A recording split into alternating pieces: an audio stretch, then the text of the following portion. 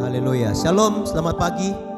Jemaat GW Putra dikasih Tuhan Yesus. Kita bersyukur kasih Tuhan tak pernah meninggalkan kita. Amin. Di hari indah ini kita merayakan Jumat Agung. Tuhan mati buat kita yang mengasihi Dia. Siapkan hatimu, kita mau menyembah Dia. Kita mau tinggikan Dia, karena Dia Allah yang luar biasa buat kita. Amin. Mari siapkan hatimu. Kita mau sembah Dia. Dimanapun engkau berada saat ini, saudara, angkat tanganmu, sembah Dia, dan naikkan syukur di mezbah Tuhan. Terima kasih Bapa, kami bersyukur Tuhan, Engkau mati buat kami Bapa, Engkau menderita untuk kami Yesus.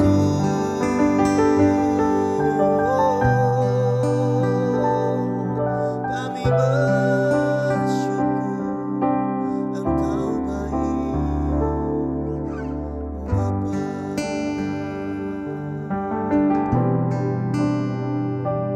Dari mezbah ini Tuhan, kami mau katakan lewat pujian ini,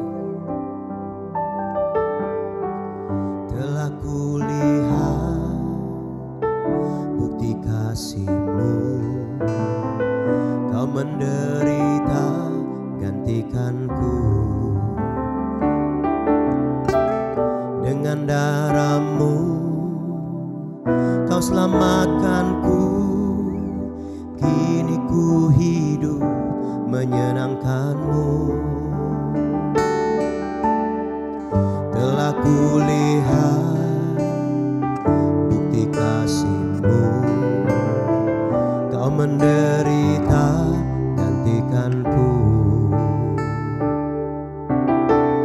Dengan darah-Mu Kau selamatkanku.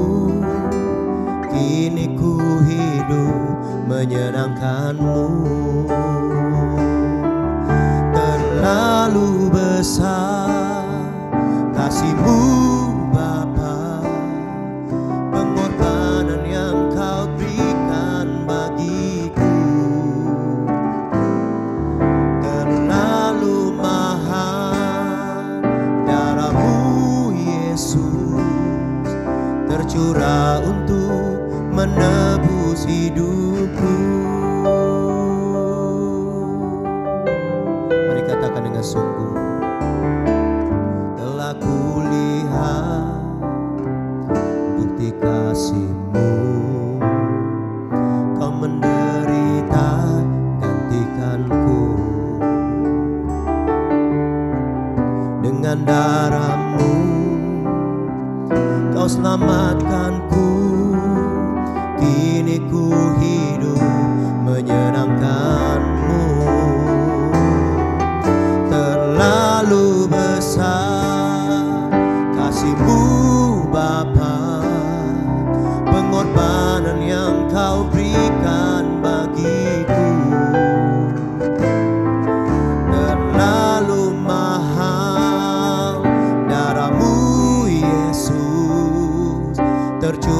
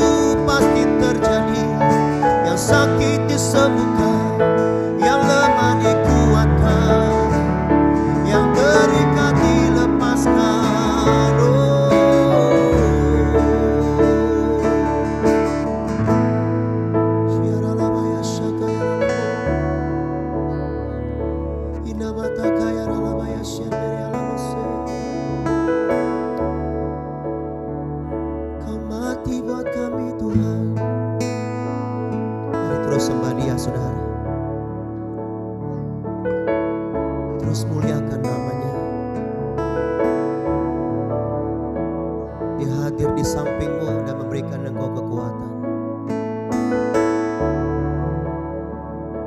Dia Allah yang baik, yang mau mati buat kami. Terima kasih Tuhan Yesus. Terima kasih Tuhan Yesus.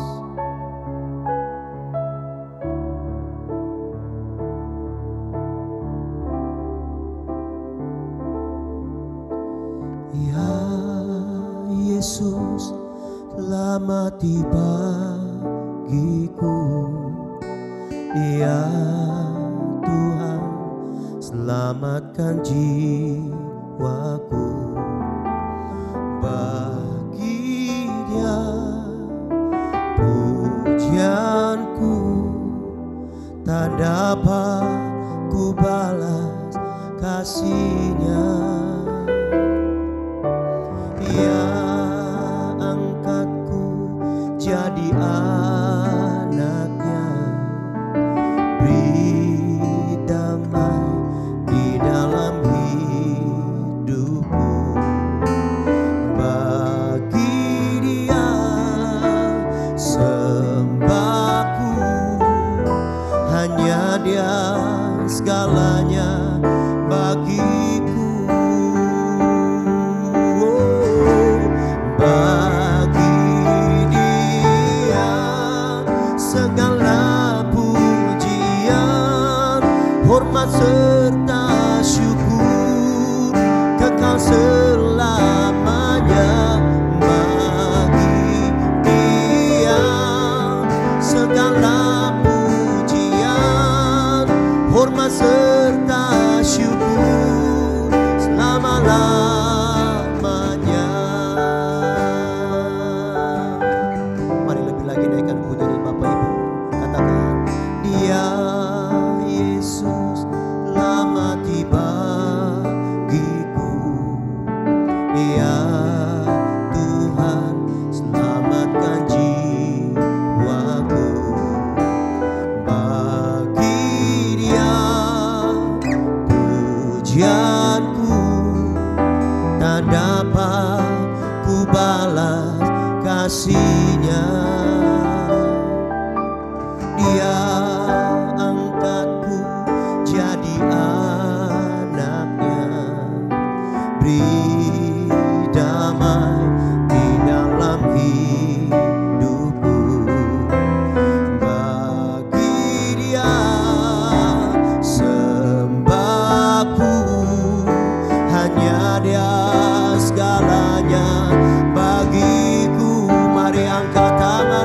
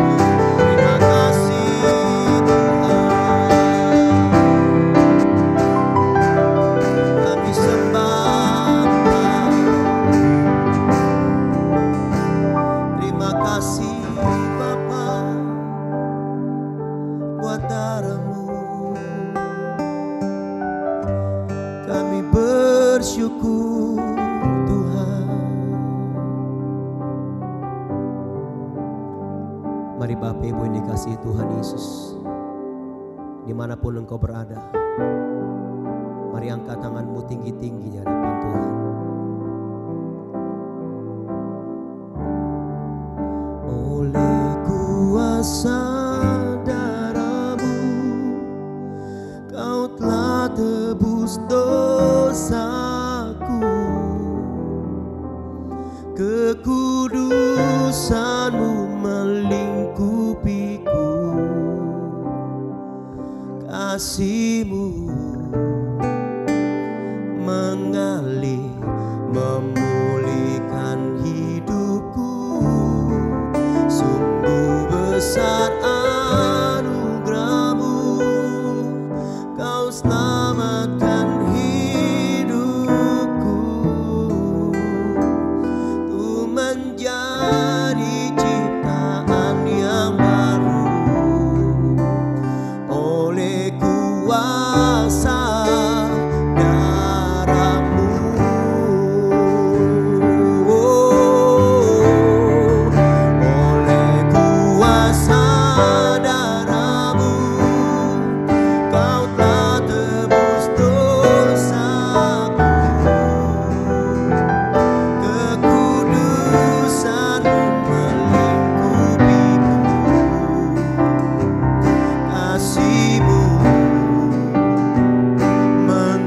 kasih-Mu mengalir memulihkan hidupku. Sungguh besar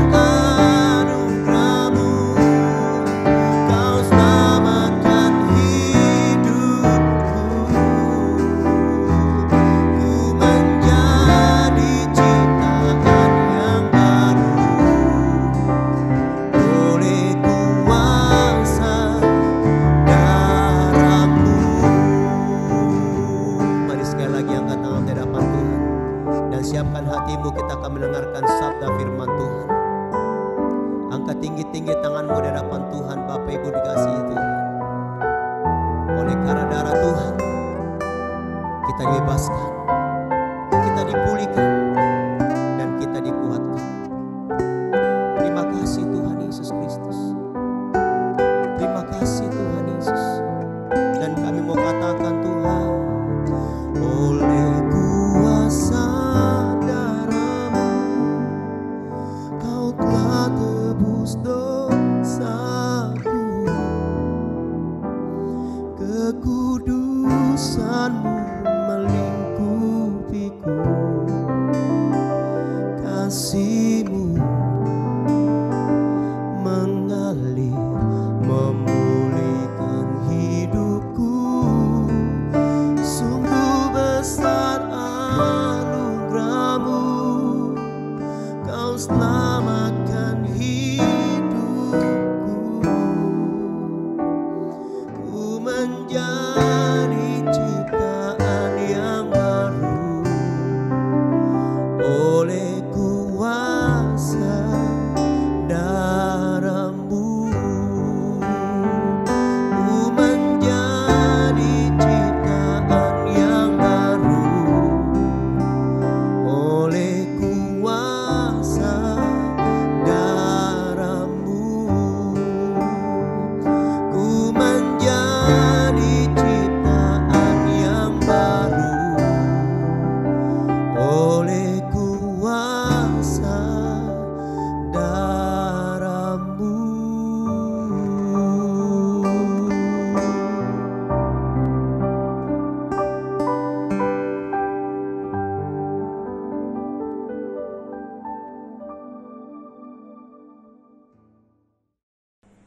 Shalom saudara sekalian, jemaat yang Tuhan kasihi.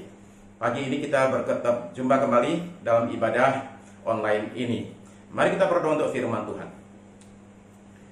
Terima kasih Bapa Surgawi untuk anugerah yang luar biasa, kami tetap bisa beribadah sekalipun dalam keterbatasan ruang.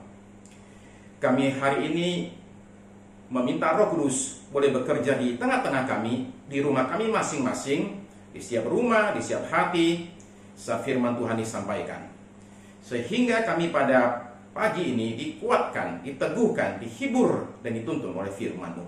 Sebab langit dan bumi akan berlalu, tapi firman-Mu akan tinggal tetap. Dan kami ya Tuhan yang beribadah pada pagi ini sungguh rindu sesuatu yang kekal dan abadi dinyatakan atas hidup kami, yaitu firman-Mu.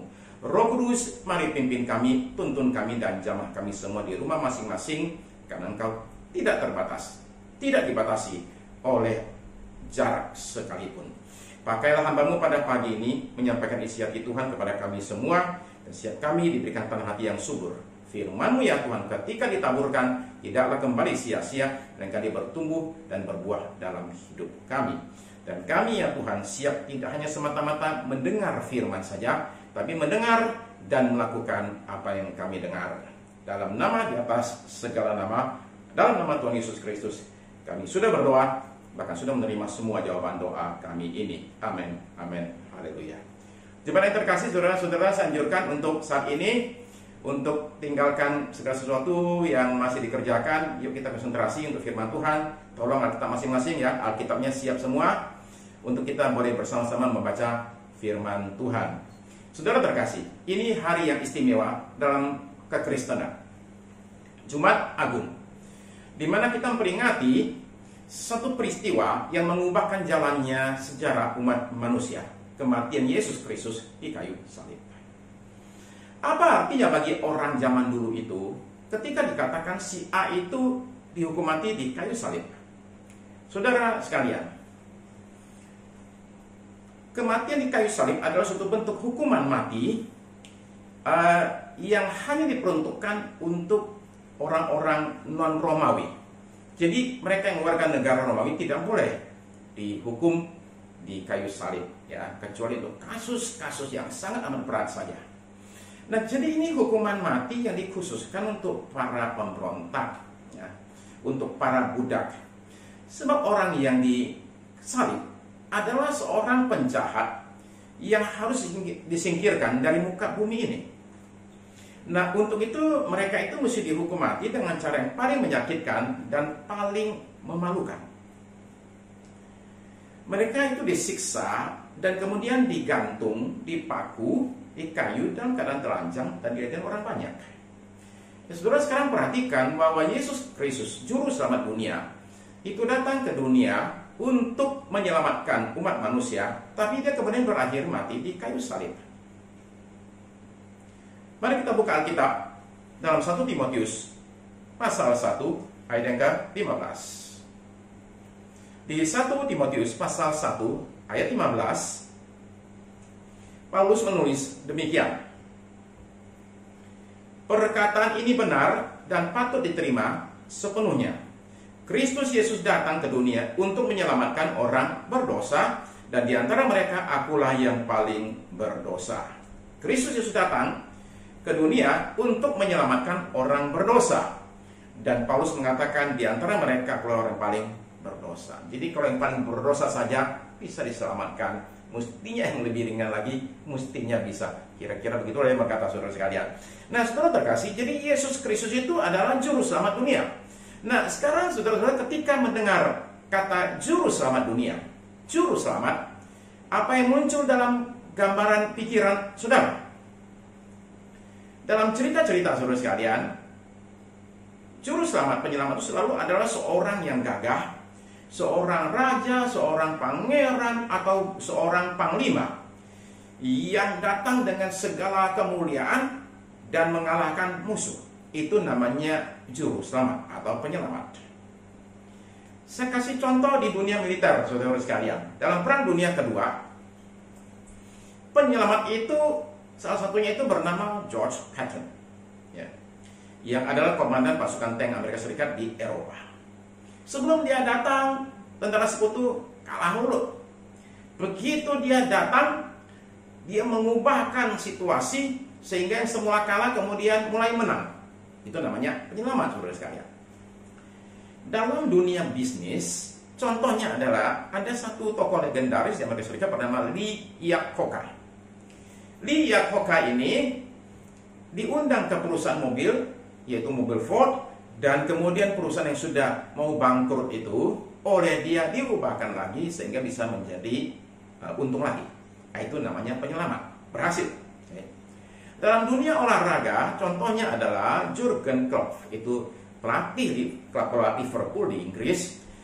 Itu adalah penyelamatnya Liverpool setelah puluhan tahun nggak pernah dapat piala, kalah terus di mana-mana. Akhirnya ketika Jurgen ini masuk dan menjadi pelatih, Liverpool akhirnya menjadi juara Eropa, ya, dan sebentar lagi akan mungkin menjadi juara Inggris.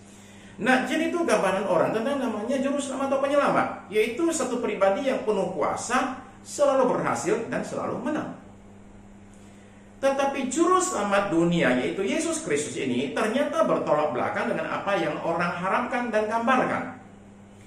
Sedemikian bertolak belakangnya, sehingga Nabi Yesaya yang menubuatkan munculnya datangnya juru selamat itu sampai berkata demikian di dalam nubuatannya di Yesaya pasal 53 di ayat yang ke-1. Yesaya 53 ayat 1, dia berkata begini, siapakah yang percaya kepada berita yang kami dengar? Maksudnya adalah berita yang saya terima ini nih, yang saya mau sampaikan ini adalah sesuatu berita yang sangat susah sekali diterima oleh akal sehat, oleh gambaran manusia. Terus dia berkata demikian, dia gambarkan juru selamatnya di ayat 2. Sebagai taruk, ia tumbuh di hadapan Tuhan dan sebagai tunas dari tanah kering. Lalu dia kasih gambarannya, sang juru selamat ini. Ia tidak tampan dan semangatnya pun tidak ada, sehingga kita memandang dia. Dan rupa pun tidak, sehingga kita menginginkannya.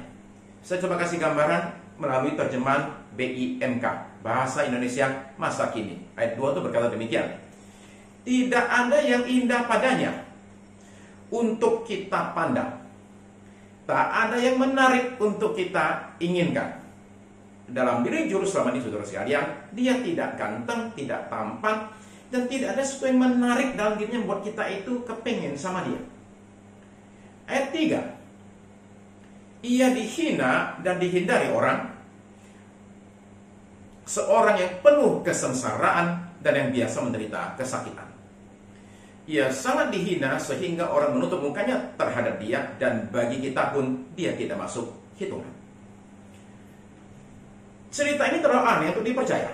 Juru selamat dunia yang akan selamatkan kita semua, ternyata dia itu tidak tampan, tidak ada glamornya sama sekali. Juru selamat yang penuh kesengsaraan dan kesakitan, dihina dan dicerca orang. Bagi kita pun dia tidak masuk hitungan, kata Yesaya. Apa artinya tidak masuk hitungan? Gini saudara sekalian, kalau saudara-saudara perhatian kejuaraan olahraga, tim yang tidak masuk hitungan artinya tim yang tidak mungkin menang dan tidak dianggap. Jadi nggak usah diberitakan sama sekali, nggak usah dibicarakan lah, itu sudah nggak masuk hitungan, ya. Kalau dalam pilkada atau pilpres, calon yang tidak masuk hitungan artinya calon yang pemilih nggak mungkin lihat dia, nggak akan pilih dia lah. Dia tidak masuk hitungan. Kalau saudara punya anak perempuan yang sudah waktunya untuk menikah, kemudian ada yang melamar, saudara sekalian, ada calon yang kita bilang tidak masuk hitungan, giliran jangan, saudara sekalian. Nah, Yesus Kristus itu tidak masuk hitungan. Dia tidak dianggap sama sekali. Siapa yang mau dengan juru selamat yang demikian? Nah, tapi saat ini, saudara, saya tahu miliaran manusia percaya kepada juru selamat ini dan menyembah dia sebagai Tuhan. Dan ada jutaan orang di dunia yang bersedia mati demi dia, demi iman kepada juru selamat ini. Jadi kalau demikian, apa yang begitu hebat pada pribadi ini, dan apa yang begitu hebat pada kematiannya yang begitu mengerikan? Saudara terkasih, Paulus adalah salah satu pembenci kekristenan. Di awal kehidupannya ketika masih bernama Saulus, dia berupaya dengan segala cara untuk menghancurkan kekristenan. Tapi Yesus yang bangkit dari kematian menjumpai dia dan mengubahkan jalan hidupnya. Dan Paulus berkata begini di Galatia 6 ayat yang ke-14. Galatia pasal 6 ayat 14. Tetapi aku sekali-kali tidak mau bermegah, selain dalam salib Tuhan kita Yesus Kristus. Sebab olehnya dunia telah disalibkan bagiku dan aku bagi dunia. Jadi dia mengatakan di Galatia 6 ini bahwa ada suatu kemegahan di dalam salib Kristus. Tapi di mana kita menemukan kemegahan salib tersebut? Sekilas tidak kelihatan. Sekilas di salib itu yang ada itu adalah pemandangan yang tidak pantas, yang mengerikan dan memualkan. Di salib itu yang ada itu hanya aliran darah dan bau kematian. Di mana kemegahannya sehingga Paulus bisa berkata bahwa dia megah di dalam salib Kristus. Nah, saudara perhatikan begini. Dia menulis di 1 Korintus pasal 1 ayat 23. 1 Korintus pasal 1 ayat 23. Ya, kita baca. 1 Korintus pasal 1 ayat yang ke-23. Mungkin karena ada kebiasaan kelamaan nggak pegang Alkitab, agak lama nyarinya saudara sekalian. Ya, tapi nggak apa-apa. Kita perlu kembali kepada firman Tuhan. Saudara kasih. 1 Korintus pasal 1 ayat 23. Tetapi kami memberitakan Kristus yang disalibkan. Untuk orang-orang Yahudi suatu batu sandungan, dan untuk orang-orang non-Yahudi, bukan Yahudi, suatu kebodohan. Tetapi untuk mereka yang dipanggil, baik orang Yahudi maupun orang bukan Yahudi, Kristus adalah kekuatan Allah dan hikmat Allah. Jadi jelas dari ayat-ayat ini, ternyata ada dua sudut pandang tentang Kristus dan salibnya. Bagi mereka yang tidak percaya, saudara sekalian, ya, baik orang Yahudi dan bagi orang Yahudi itu suatu batu sandungan. Mereka jadi susah percaya gara-gara juru selamatnya ini mati di kayu salib. Bagi orang non Yahudi, salib itu suatu kebodohan. Masa pahlawannya kalah dan mati di ujung cerita? Kok dihukum mati?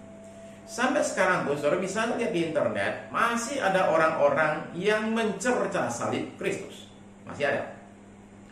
Itu pertama, kelompok satu. Orang yang tidak percaya tidak terpanggil, mereka melihat salib ini sebagai suatu kebodohan dan sebagai sesuatu sandungan. Tapi ada kelompok kedua, itu orang yang dipanggil, orang yang percaya. Bisa saja orang Yahudi, bisa juga orang yang bukan Yahudi. Bagi yang percaya, saudara sekalian, Kristus yang tersalib itu adalah kekuatan Allah dan hikmat Allah. Jadi hanya orang percaya saja, yang terpanggil saja bisa melihat kemuliaan salib Kristus. Ini bukan masalah suku, bangsa, atau apapun juga.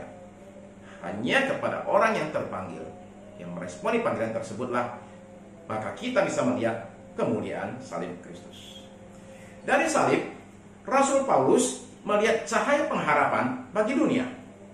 Dia melihat akhir daripada cengkeraman dosa atas hidup orang percaya. Dan dia melihat pancaran kasih Allah yang dicurahkan bagi umat manusia. Satu orang mati di kayu salib sanggup memulihkan kembali hubungan antara manusia dengan Allah, lebih daripada segala kekuatan dan kepintaran manusia manapun juga. Saudara sekalian, jadi saudara kasih, salib itu mengubahkan cara pandang orang Kristen terhadap kehidupan ini, terutama kepada hal-hal yang dianggap sebagai kekalahan. Maksud saya begini, ada kalanya dalam hidup kita melihat ke satu peristiwa menyedihkan dalam hidup kita dan bertanya, mana bisa ada kebaikan muncul dari peristiwa ini? Barangkali orang lain mengalami dan kita melihat dan kita bertanya juga, bagaimana mungkin dari peristiwa yang menyedihkan ini, tragedi ini, bisa ada suatu kebaikan di baliknya? Saudara-saudara sekalian, salib Kristus memberikan jawabannya, yaitu bahwa ada peristiwa tertentu terlihat seperti kekalahan, tapi ternyata itu kemenangan yang tertunda. Ada hal tertentu yang terasa seperti penghinaan, tetapi ternyata itu membawa kepada kemuliaan. Ada kejadian tertentu terasa seperti kesengsaraan, tetapi ternyata itu berujung kepada sukacita. Di kayu salib, Kristus itu bukan kalah sekalipun musuh-musuhnya merasa sudah menang. Di kayu salib, Kristus itu bukan lemah, sekalipun dia terlihat tidak berdaya. Di kayu salib, Yesus itu bukan korban, sekalipun dia mengorbankan dirinya. Justru sebaliknya, di kayu salib Yesus itu justru adalah pemenang, sekalipun kemenangannya baru terlihat nyata 3 hari kemudian. Tapi pada detik Yesus mati di kayu salib, pada detik itu juga setan sudah gemeteran. Dia akhirnya tahu pada momen itu cengkeramannya atas umat manusia sudah mulai berakhir. Dia tahu bahwa apa yang dianggap sebagai kemenangan ternyata adalah suatu kekalahan besar dan fatal. Sejak itu kuasa dosa sudah dipatahkan. 3 hari kemudian kuasa maut yang dipatahkan ketika Yesus ini yang mati dikubur bangkit kembali dari kematian. Haleluya. Saudara-saudara sekalian, maka salib yang semula adalah lambang kematian sekarang menjadi simbol kehidupan. Salib yang semula adalah tonggak kekalahan sekarang menjadi tubuh kemenangan. Yang semula adalah lambang kehinaan sekarang menjadi monumen kemuliaan. Saudara-saudara terkasih, pada salib Kristus kita bermegah. Maka barangkali saudara di rumah ada pasang salib. Mungkin kalung saudara adalah salib. Mungkin di mobilmu kau pasang salib, saudara-saudara sekalian. Ya, saudara terkasih. Maka kita ini yang sebagai pengikut Kristus sang pemenang, kita ini harus hidup sebagai seorang pemenang. Dan saya ajak kita, saudara sekalian, untuk melihat bagaimana hidup sebagai seorang pemenang itu. Yang pertama, saudara kasih, saudara dan saya mesti lepaskan ketakutan dalam hidup saudara dan saya. Seorang pemenang sejati itu tidak hidup dalam ketakutan, iya toh? Sekalipun dia juga berjaga-jaga dan berwaspada. Saudara coba lihat kepanikan dan kekacauan di dunia sekarang ini di mana-mana. Saudara perhatikan bahwa orang pukul-pukulan, tusuk-tusukan di supermarket gara-gara berebut satu tisu gulung. Saudara perhatikan, saudara sekalian, di mana-mana kepanikan, ketakutan melanda dunia ini, di mana-mana. Ya. Nah, Lukas 21 ayat 26 itu berkata demikian. Kita akan baca Lukas 21 ya, 21 ayat 26 sampai 28. Tuhan Yesus bicara tentang akhir zaman. Lalu dia berkata demikian, Lukas 21 ayat 26. Orang akan mati ketakutan karena kecemasan, berhubung dengan segala apa yang menimpa bumi ini, sebab kuasa-kuasa langit akan goncang. Jadi ini kecemasan karena melihat apa yang terjadi di dunia. Melihat bagaimana kegoncangan terjadi, lalu orang-orang sampai ada yang mati ketakutan. Nah, ketika ini terjadi, ayat 27, pada waktu itu orang akan melihat anak manusia datang dalam awan dengan segala kekuasaan dan kemuliaannya. Ayat 28. Apabila semuanya itu mulai terjadi, bangkitlah dan angkatlah mukamu, sebab penyelamatanmu sudah dekat. Saudara-saudara sekalian, seorang pemenang di dalam Kristus hidup dengan kepastian akan keselamatan dan menunjukkan matanya kepada waktu di mana keselamatan akan dinyatakan dengan segera, saudara sekalian, yaitu ketika Tuhan Yesus datang kembali kali yang kedua dalam waktu tidak lama lagi. Jadi demikian saudara saya itu dalam hidup kita itu mestinya tidak berikan tempat kepada yang namanya ketakutan. Ketika kita takut, dan saya tahu adalah sesuatu yang normal sebagai manusia, untuk kita itu ada takut. Saya juga ada takut, bukan gak ada takut, saudara sekalian. Oke? Itu normal. Adanya rasa takut menunjukkan kita ini adalah manusia juga. Ya. Tapi saya katakan beberapa minggu yang lalu, kita mesti bedakan antara takut dan hidup dalam ketakutan. Kita sekali-kali boleh takut, tapi jangan hidup dalam ketakutan. Takut, ya. Begitu kita takut, kita datang kepada Tuhan. Ya. Waktu aku takut, aku ini percaya kepadamu. Mazmur 56 ayat yang keempat. Ya, jadi waktu kita takut, kita datang kepada Tuhan. Waktu kita khawatir, kita datang kepada Tuhan. Waktu kita cemas, saudara sekalian, waktu kita galau, kita datang kepada Tuhan dan percaya akan kebaikannya, kemurahannya, dan kuasanya. Jadi seorang pemenang, saudara sekalian, itu dalam hidupnya itu bisa mengalahkan ketakutan. Dan kita saat ini, saudara sekalian, bisa tunjukkan hal itu kepada orang di sekitar kita. Kalau kita sama takutnya dengan dunia, terus Yesusnya di mana? Kalau kita sama paniknya dengan dunia, saudara sekalian, terus di mana kuasa Tuhan kita? Jadi kita, saudara sekalian, mesti perhatikan ini, ya. Saya selalu katakan, boleh waspada, tapi jangan ketakutan. Boleh ambil langkah-langkah, saudara sekalian, hal tertentu yang mesti kita lakukan sesuai dengan hikmat Tuhan, tapi jangan lakukan itu dalam keadaan ketakutan dan kepanikan. Tetap tenang, saudara sekalian, tetap waspada. Oke? Itu nomor satu, saudara sekalian. Seorang pemenang itu tidak hidup di dalam ketakutan. Nomor dua, saudara sekalian, seorang pemenang itu tidak tawar hati menghadapi tantangan hidup ini. Kata Amsal 24 ayat yang ke-10. Amsal 24 ayat yang ke-10. Silakan buka, saudara sekalian, Amsal 24 ayat yang ke-10. Amsal 24 ayat 10. Jika engkau tawar hati pada masa kesesakan, kecillah kekuatanmu. Jika engkau tawar hati pada masa kesesakan, kecillah kekuatanmu. Jadi saudara-saudara sekalian, masa kesesakan adalah masa ujian.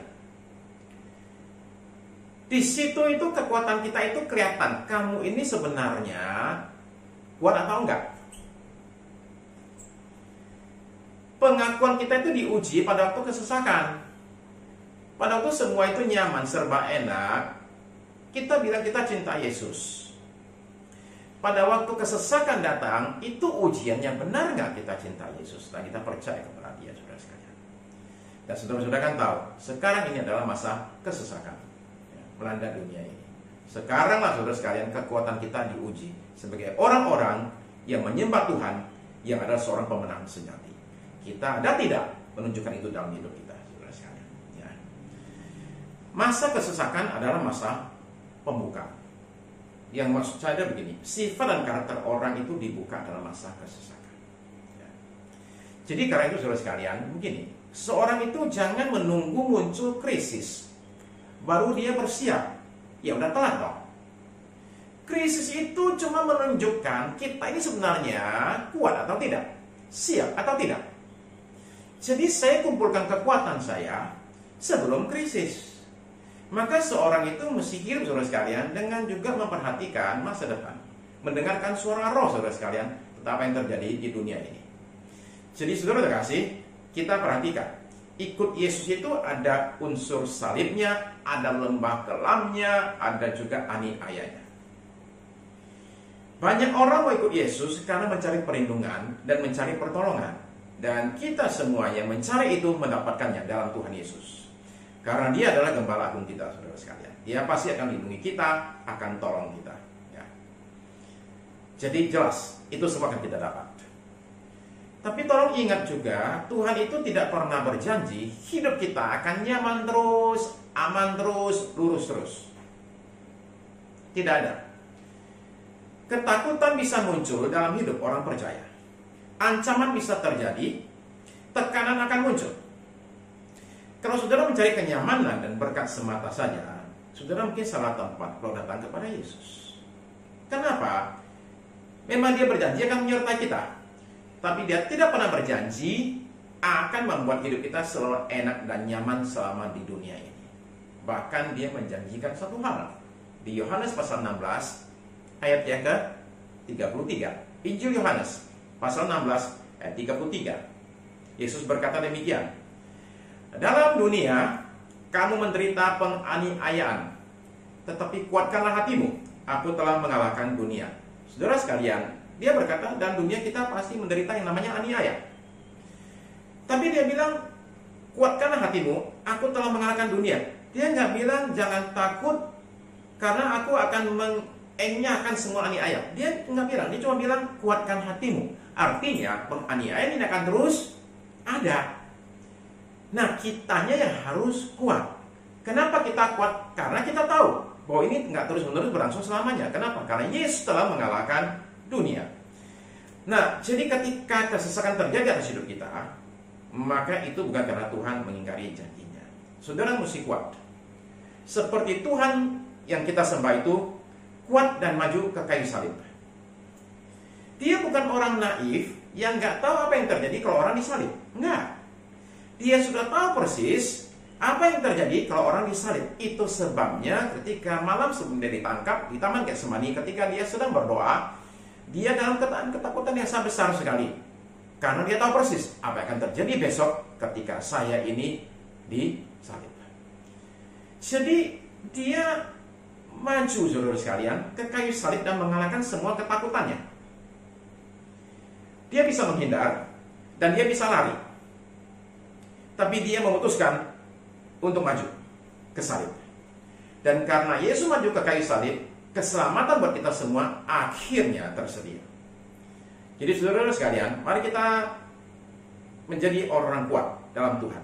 Hidup sebagai pemenang, tidak tawar hati menghadapi yang namanya tantangan hidup ini yang sekarang terjadi di mana-mana, saudara sekalian. Ya, masa susah akan terjadi, kita berharap tidak lama. Barangkali beberapa bulan ke depan, saudara sekalian. Barangkali akan ada banyak kesusahan di mana-mana. Ya. Nah, dalam situasi begini, selalu ingat saudara sekalian, kita harus kuatkan diri kita dan bertahan sampai ini berlalu. Sekali lagi, kita berdoa supaya tidak lama. Setelah itu, saudara-saudara sekalian, kita menjadi orang lebih kuat, lebih baik. Berkat Tuhan akan diberikan buat kita semua dalam hidup kita. Saudara-saudara sekalian, itu yang kedua. Yang ketiga, saudara sekalian, ya. Mari kita sebagai orang pemenang, kita hidup suci di hadapan Tuhan. Bukan dengan kekuatan kita, tapi dengan kekuatan dari Roh Kudus.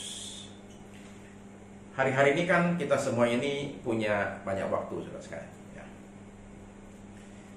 Mari kita pakai waktu kita itu untuk mencari Tuhan. Kita pakai waktu kita itu untuk berdoa, bukan untuk berdosa. Oke? Antara doa sama dosa cuma beda satu huruf. Tapi saudara sekalian, hindari dosa, perbanyak doa. Pak, gimana nih Pak? Sudah di rumah terus Pak?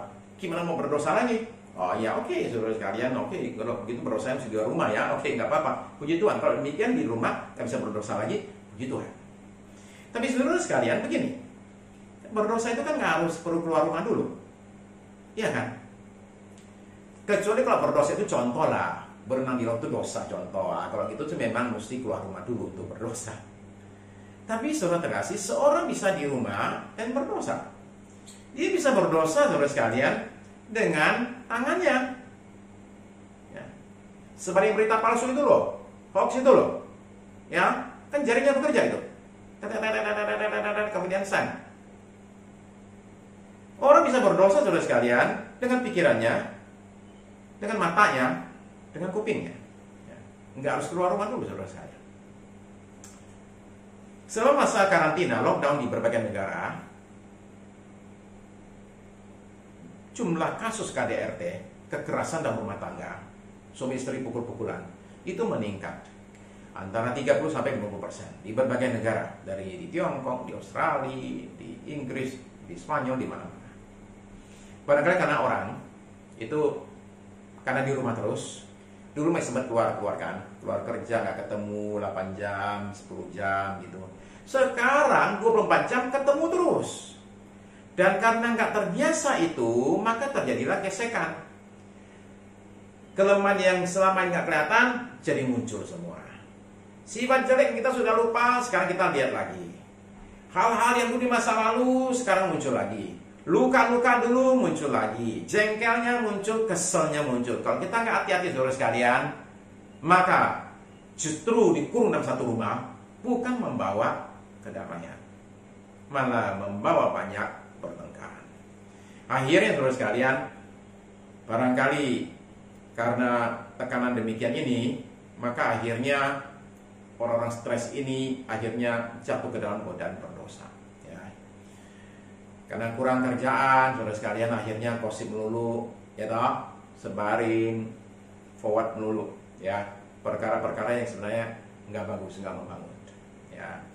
Atau marah-marah jadinya di rumah, atau hal yang lain, saudara sekalian. Ya. Mari kita pada momen-momen begini, ketika berbanyak datang ke Tuhan, tolong juga izinkan Roh Kudus untuk membereskan diri kita. Mungkin selama ini Tuhan itu pengen beresin kita, cuma kitanya kabur terus, lari terus, sibuk terus, kerja terus, saudara sekalian, dan gak punya momen untuk kita duduk sebentar. Momen ini, saudara kasih, ketika banyak kita waktu di rumah, mari kita izinkan Roh Kudus bekerja, saudara sekalian, untuk beresin hal-hal yang selama ini semestinya dari dulu sudah perlu diberesin, cuma nggak sempat diberesin. Kita terlalu sibuk, saudara sekalian. Sekarang, saudara terkasih, ada waktu di mana kita bisa di rumah, bisa gak tenang. Izinkanlah Roh Kudus untuk bereskan diri kita. Saya tahu ini nggak gampang. Saya tahu ini berat, saudara sekalian. Tapi kalau saudara tahan sedikit, jalan ini semua, maka setelah ini semua berlalu, mudah-mudahan 2-3 bulan ini, saudara dan saya akan jadi orang yang lebih baik. Kenapa yang terjadi selama 2-3 bulan ini? Inilah momen yang harus kita manfaatkan untuk kita menjadi orang yang lebih baik dalam hidup kita. Menjadi suami yang lebih baik, menjadi papa yang lebih baik, menjadi seorang istri yang lebih baik, menjadi seorang mama yang lebih baik, menjadi orang tua yang lebih baik, menjadi anak yang lebih baik, menjadi mantu yang lebih baik, menjadi mertua yang lebih baik, saudara sekalian. Inilah momen kesempatan untuk kita bisa lakukan hal ini, saudara sekalian. Ini momen yang jangan kita lewatkan. Saudara terkasih, iring Yesus itu seperti orang lari maraton. Dan namanya lari maraton, lari jarak jauh, selalu ada momen-momen di bagian tertentu di mana kita ini merasa capek dan rasanya pengen berhenti. Saudara jangan berhenti. Saudara harus terus berlari. Karena kalau kita berhenti sebentar saja, kalau kita bertahan sebentar saja, kita bertahan terus, kekuatan akan muncul datang kepada kita. Tujukan mata kita kepada Yesus, bukan kepada para pendeta yang lagi sibuk, saudara sekalian, berantem di medsos itu ya. Nggak usah lihat yang itu, lihat saja Yesus ya. Pandang Tuhan kita, saudara sekalian ya. Kunci untuk tetap kuat di masa sulit adalah dengan memandang terus kepada Yesus, memimpin kita. Saya tutup ini dengan Ibrani 12 ayat 2 sampai ayat yang ke-3. Setelah itu kita masuk ke dalam perjamuan kudus. Bapak Ibu dipersilakan siapkan dirimu dan siapkan berbagai yang memang kita akan terima barangkali roti dan anggur ini ya dari sekretariat. Siapkan itu semua, saudara sekalian. Kita akan baca ayat ini, kemudian kita akan tutup khotbah ini, dan kemudian kita akan masuk perjamuan kudus ya. Baik, saudara-saudara sekalian, Ibrani 12 ayat 2 sampai 3 berkata demikian. Marilah kita melakukan perlombaan ya, dengan mata yang tertuju kepada Yesus yang memimpin kita dalam iman dan yang membawa iman kita itu kepada kesempurnaan. Tujukan mata kita kepada Yesus karena Dia itu memimpin kita dalam iman kita, dan Dia itu membawa iman kita kepada kesempurnaan. Dia menyempurnakan iman kita ya. Yesus ini katanya mengabaikan kehinaan, tekun memikul salib, ganti sukacita yang disediakan bagi Dia yang sekarang duduk di sebelah kanan tahta Allah. Ayat 3. Ingatlah selalu akan Dia yang tekun menanggung bantahan yang sehebat itu terhadap dirinya dari pihak orang-orang berdosa, supaya jangan kamu menjadi lemah dan putus asa. Yesus tidak hanya melawan sengsara dan sakit di salib, tapi Dia juga harus menghadapi bantahan, menghadapi serangan, menghadapi kritikan, menghadapi makian, menghadapi perlawanan, menghadapi permusuhan, hinaan, dan kebencian dari orang-orang tertentu. Itu orang berdosa, saudara sekalian. Jadi bayangkan, saudara kasih, menghadapi semua serangan-serangan ini, menghadapi semua tekanan-tekanan ini, mengalami sengsara di kayu salib, menghadapi kesakitan dan akhirnya kematian. Tuhan kita itu begitu kuat. Kita umatnya harus mencontoh Tuhan kita, dan kita menjadi umat yang kuat dalam masa-masa sekarang ini. Saudara-saudara terkasih, tujukan matamu kepada Yesus yang disalibkan. Di situ kita menerima kekuatan yang mengalir dari salib itu. tanda-tanda semakin nyata. Kedatangan Tuhan kita itu yang kedua kali sudah semakin dekat. Kita terus bertahan saudara sekalian, dan kita akan terus menjadi pemenang karena kita punya Tuhan yang adalah pemenang. Mari kita berdoa untuk firman Tuhan, kemudian kita akan masuk dalam perjamuan kudus. Terima kasih Engkau Tuhan, pemenang sejati satu-satunya, yang sudah mengalahkan kuasa dosa, yang sudah mengalahkan kuasa maut. Terima kasih untuk pengharapan dan kekuatan yang kami terima dari Tuhan, karena Engkau Tuhan ada dalam hidup kami. Terima kasih Tuhan Yesus yang sudah mati di kayu salib, tapi tidak terus mati, tapi bangkit kembali dari kematian. Kami umat-Mu adalah orang-orang yang menerima kemenangan dari Tuhan. Maka kami akan kuat ya Tuhan. Kau Roh-Mu yang kudus menyertai kami, meneguhkan kami. Kami meminta Roh Kudus terus bekerja atas hidup kami, untuk boleh terus-menerus memimpin kami, membawa kami untuk hidup suci, untuk kami ini hidup benar, untuk kami ini hidup kuat. Kami ini Tuhan hidup dalam damai sejahtera dengan keberanian yang terima sendiri dari Roh Kudus, sehingga hidup kami tanpa ketakutan, kami bisa hidup dengan benar, dengan kuat dan tegar ya Tuhan, menjadi pemenang-pemenang sejati di dalam Tuhan. Terima kasih buat kekuatan ini Tuhan diberikan atas kami semua dalam ibadah ini. Terima kasih dan bersyukur ya Tuhan. Dan sekarang terima kasih untuk pengorbanan Tuhan di kayu salib 2000 tahun yang lalu, yang pada hari ini kami akan peringati melalui perjamuan kudus. Terima kasih Tuhan, terima kasih di dalam nama Yesus. Saudara sekalian, kita akan masuk ke dalam perjamuan kudus, dan saya saat ini mengajak saudara sekalian untuk mempersiapkan diri ya.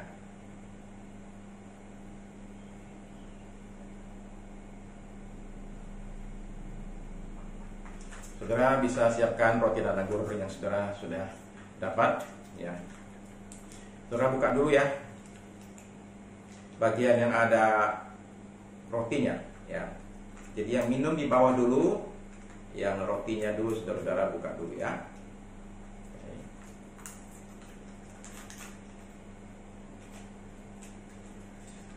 Bukakan rotinya saudara sekalian ya. Lalu kemudian kalau saudara siap, bisa buka sedikit untuk bagian minumnya ya. Saudara-saudara sekalian, sekarang mari kita persiapkan diri kita ya. Kita akan berdoa saudara kasih ya. Pegang roti anggur saudara sekalian, kita berdoa sebentar buat perjamuan kudus. Tuhan Yesus, kami bersyukur dan berterima kasih untuk pengorbanan di kayu salib beribu tahun yang lalu, yang hari ini kami peringati melalui ibadah Jumat Agung ini. Ya, kami berdoa karena kami tahu ada banyak janji-janji yang luar biasa dinyatakan untuk kami semua melalui perjamuan kudus. Kami mau terima ini ya Tuhan. Janji-janji-Mu Tuhan terjadi atas hidup kami. Kuduskan, sucikan kami Tuhan. Ampuni segala kesalahan kami. Dan kami juga mengampuni orang bersalah kepada kami dalam hidup kami ya Tuhan. Dan layakan kami terima perjamuan dengan segala janji dan berkat yang ada di dalamnya, dalam nama Yesus. Baik, saudara-saudara sekalian, saudara sudah siap untuk terima berkat besar, karena Tuhan Yesus berkata demikian. Akulah roti hidup yang telah turun dari sorga. Jikalau seorang makan dari roti ini, ia akan hidup selama-lamanya. Dan roti yang kuberikan itu ialah dagingku yang akan kuberikan untuk hidup dunia. Saudara terkasih, ini satu janji dari perjamuan kudus, yaitu barang siapa makan dari roti ini, ia akan hidup selama-lamanya. Janji hidup kekal, saudara sekalian. Yesus berkata lagi, barang siapa makan dagingku dan minum darahku, ia mempunyai hidup yang kekal, dan aku akan membangkitkan dia pada akhir zaman. Ini janji kebangkitan di akhir zaman buat kita semua yang terima perjamuan ini. Lalu saudara sekalian, Tuhan Yesus juga berkata demikian. Barang siapa makan dagingku dan minum darahku, ia tinggal dalam aku dan aku di dalam dia. Inilah janji persekutuan yang intim sekali antara kita dengan Tuhan ketika kita menerima perjamuan ini. Jadi sekarang saudara sekalian, saudara angkat roti di tanganmu ya. Roti di tanganmu saudara sekalian. Dan mari kita berdoa.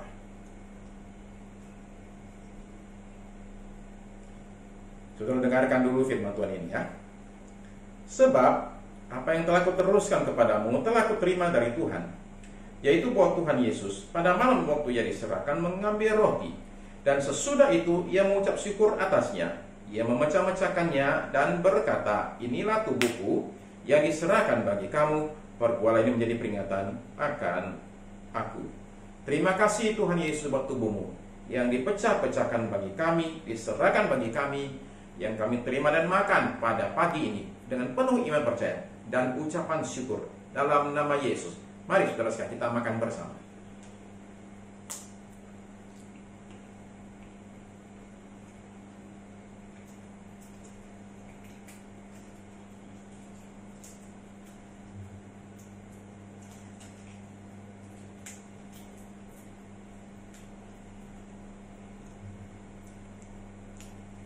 Saudara sekarang buka bagian anggurnya, hati-hati jangan tumpah, pelan-pelan. Saya tahu kadang-kadang beberapa ada yang kadang-kadang lemnya agak sulit, saya akan tunggu saudara-saudara ya, jangan buru-buru, pelan-pelan saja saudara terkasih ya.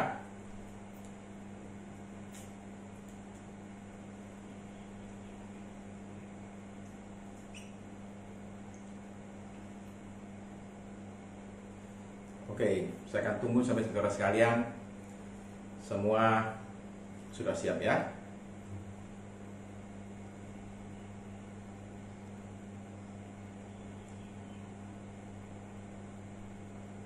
Kalau saudara sudah siap, sementara menunggu yang lain, saudara hati berdoa ya kepada Tuhan. Nyatakan syukur saudara, terima kasih saudara kepada Tuhan yang sudah mati di kayu salib buat kita sekalian. Baik, kalau saudara sudah siap semuanya, ya, angkat cawan di tanganmu saudara sekalian dan dengarkan firman Tuhan ini. Demikian juga ia mengambil cawan sesudah makan lalu berkata, cawan ini adalah perjanjian baru yang dimateraikan oleh darahku. Perbuatlah ini setiap kali kamu meminumnya menjadi peringatan akan aku. Terima kasih Tuhan Yesus. Kami bersyukur dan berterima kasih untuk cawan perjanjian baru ini yang dimateraikan oleh darah yang suci yang tercurah di Kalvari. Kami terima dan minum pada pagi ini dengan penuh ucapan syukur dan iman percaya dalam nama Yesus. Mari kita minum bersama.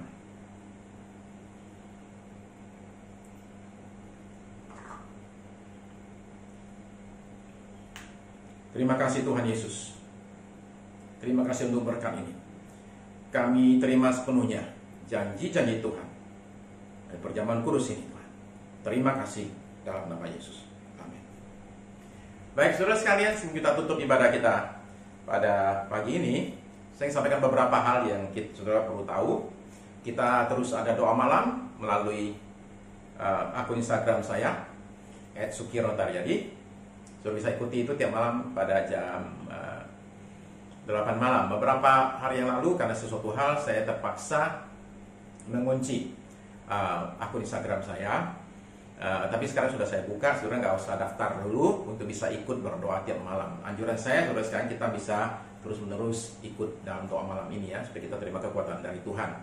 Makin banyak berdoa saudara sekalian, makin besar berkat Tuhan, makin kita berdoa makin ada kekuatan dari Tuhan. Terus kemudian saudara sekalian, kita ingin juga lakukan sesuatu untuk bangsa negara kita, untuk masyarakat yang dalam keadaan banyak susah. Jadi kita putuskan untuk kita melakukan satu kegiatan bakti sosial. Dan untuk itu kalau saudara ingin berpartisipasi, untuk kita bagikan beberapa hal untuk orang-orang susah dan menderita, saudara bisa kirimkan dana saudara kepada satu akun BCA yang angkanya sebentar akan muncul di layar sesudah saya berdoa berkat sebentar ya.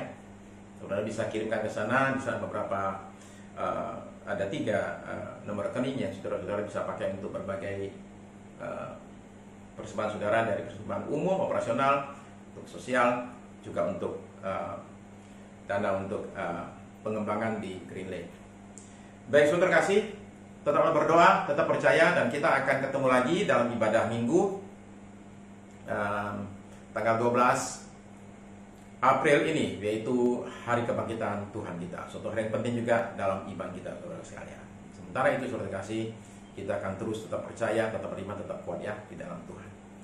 Saya ajak kita semua sekarang, kalau saudara lagi duduk, sekarang saya undang Anda semua untuk bangkit berdiri. Kita akan tutup ibadah kita melalui doa kita dan doa berkat saudara sekalian. Ya.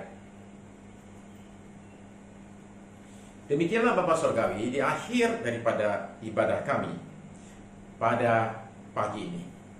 Terima kasih untuk kekuatan Kau berikan buat kami semua. Tuhan, pakai GP Putra menjadi berkat bagi banyak orang dalam situasi di mana banyak tekanan terjadi, banyak orang susah. Pakai kami Tuhan, memberi makan orang susah. Tapi juga Tuhan mau kami juga boleh beritakan Injil kepada mereka yang juga lagi susah, yang sedang mencari-cari jawaban di dalam kehidupan ini. Terima kasih Tuhan Yesus, berkati tim PW yang sudah membawa kami masuk hadirat Tuhan, kepada tim media Tuhan yang sudah membuat ini semua bisa terjadi melalui kerja keras mereka untuk bisa ibadah online. Berkat Tuhan tercurah kiranya atas mereka sekalian ya Tuhan. Terima kasih Tuhan Yesus. Sekarang Tuhan, bagi umat-Mu yang sudah ikuti ibadah ini, berdoa Tuhan, kemurahan Tuhan, perlindungan Tuhan, kekuatan Tuhan, berkat-berkat Tuhan dinyatakan atas kami semua. Terima kasih Tuhan. Saudara terkasih dalam Tuhan Yesus, ibadah kita pada pagi ini sudah selesai.